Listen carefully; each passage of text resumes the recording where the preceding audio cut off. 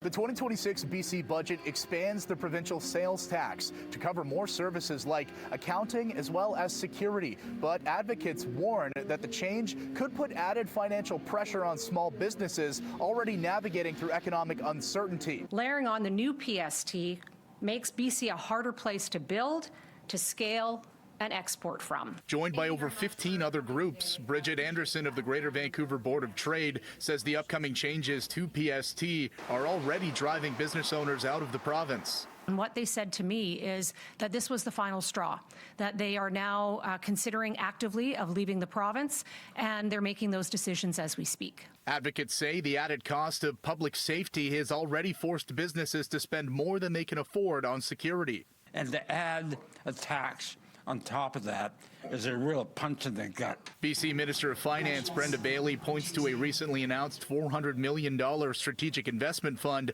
that she says is going to help bring down the historic $13 billion deficit, while saying tough choices had to be made to protect services like healthcare and education. Nobody likes to see increase in taxes, even if they're small. I understand that, but it's very important to know that this allows us to protect the services that are core for British Columbians. But business groups say there were other choices. Let's start with public sector efficiency. Let's start at looking at the spending problem and making meaningful choices as opposed to going to small businesses, increasing their taxes, which then get passed on to consumers.